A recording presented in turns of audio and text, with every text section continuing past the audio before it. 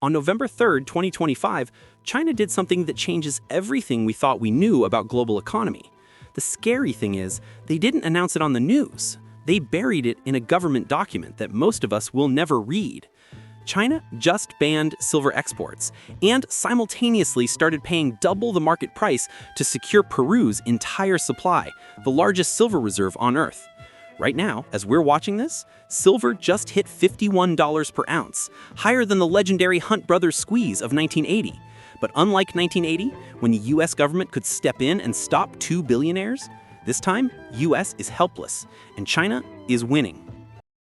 Before we go further, everything you're about to hear comes from China's own Ministry of Commerce documents, the Jerusalem Post's economic analysis, CPM Group's market reports, and FX Street's trade data. Every source link is in the description below. I'm encouraging us to verify this ourselves because what we're about to uncover sounds like fiction, but it's all documented in government filings and trade records. Let's start with what they're trying to hide. China's Ministry of Commerce issued something called Announcement 2025 number 68 on October 30th, 2025. The official reason? Protecting resources and the environment. That's what they want us to believe. Here's what's actually in that document. Starting in 2026, any company that wants to export silver from China must now prove they produced at least 80 tons in 2024, maintain a minimum bank credit line of 200 million yuan, and hold ISO 9000 and ISO 14000 certifications. These aren't reasonable regulations. These are designed to choke supply. Market analysts are already warning that China could move to a formal halt of all silver bullion exports. And if that happens, the London silver market, where Western countries get their supply, faces what they're calling a catastrophic squeeze for global shorts. But here's where it gets terrifying. In October 2025, right before announcing these environmental controls, China exported 660 tons of silver in a single month, the highest volume ever recorded. They flooded the market. They drained their own stockpiles. Why would they do that right before restricting exports? Because they needed to create a price spike, lock in high prices, and then cut off Western access. It's not environmental protection. It's economic warfare with a 12-month plan. Now, let's talk about what they're doing while blocking our access to Chinese silver. Peru holds the world's largest silver reserves, 98,000 tons. China ranks second with 71,000 tons. The United States? We're sitting at 23,000 tons, ranked 7th globally. Starting in June and July of 2025, China's silver imports broke through 400 tons per month. 1 year ago, they were importing around 200 tons per month. This is double their normal consumption.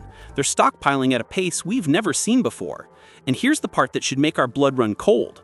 The Shanghai Metals Exchange has been paying a 10% premium over Western exchanges for months now. When was the last time we saw a major economy willingly pay 10% more for a commodity they're supposedly trying to protect for environmental reasons? According to analysts at CPM Group, Chinese silver prices have been rising sharply relative to London prices, especially since 2023, driven by what they claim is strong demand for industrial users, jewelry buyers, and investors. But let's connect the dots they don't want us to connect. China produces over 70% of the world's solar panels. They dominate global electronics manufacturing. If silver prices rise, Western tech companies face massive cost increases. Chinese companies? They've already locked in their supply at lower prices and control the production chains. They profit while we struggle. Act 3. The Hunt Brothers. Some of us remember 1980. The Hunt Brothers tried to corner the silver market and prices shot up to $50.35 per ounce before the US government stepped in, banned them from futures trading, and collapsed the price. Right now, in December 2025, silver is trading above $51 per ounce. We've surpassed the Hunt Brothers peak, but this time, it's not two billionaires we can regulate. It's the second largest economy on Earth, and they control the supply chain from mine to manufacturer. Here's what's terrifying. The global silver market is facing a structural deficit of 215 million ounces for 2025. That means demand exceeds production by a margin that can't be filled. The market has been in a deficit for 3 consecutive years, and it's getting worse. The Jerusalem Post published an analysis suggesting that China may be deliberately driving up the price of silver to drain Western resources. If the price continues to rise, production costs for Western industries, electronics, solar panels, medical devices, all skyrocket. Meanwhile, China controls 70% of global EV production, 70% of solar panel manufacturing, and dominates electronics assembly. higher silver prices hurt us far more than they hurt China. Let's talk about what happened in November 2025 that the mainstream media barely covered. While everyone was focused on Trump's trade deal with China, where Beijing agreed to lift restrictions on rare earth minerals, China quietly tightened export controls on silver, tungsten, and antimony. This is brilliant strategy. Give Trump a win on rare earths that he can announce publicly. Meanwhile, restrict access to other critical minerals that are just as essential but get less media attention. Silver is used in every smartphone, every solar panel, every electric vehicle, every computer server, and critical military technology.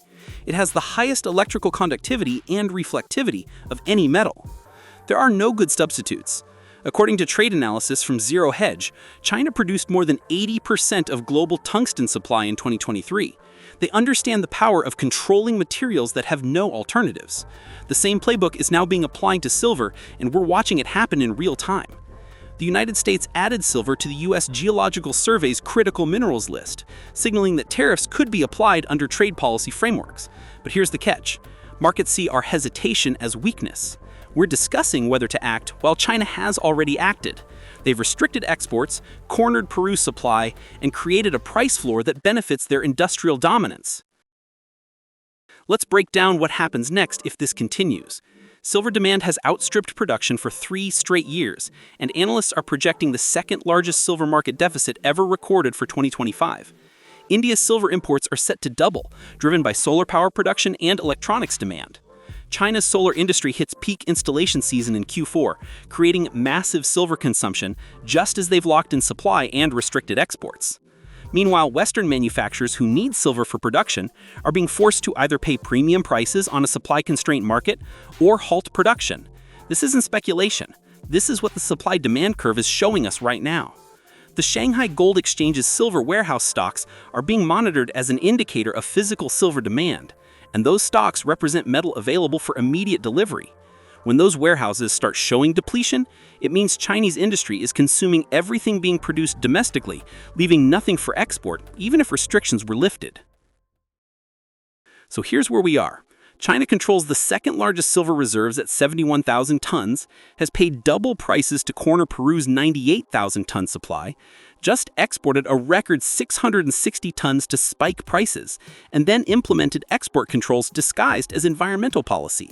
They're paid 10% premiums over Western exchanges while restricting our access to supply. Silver hit $51 per ounce, higher than the Hunt brothers achieved before the US government intervened. But this time, we can't intervene against a sovereign nation that controls our supply chains. The question we need to ask isn't whether this is deliberate economic warfare.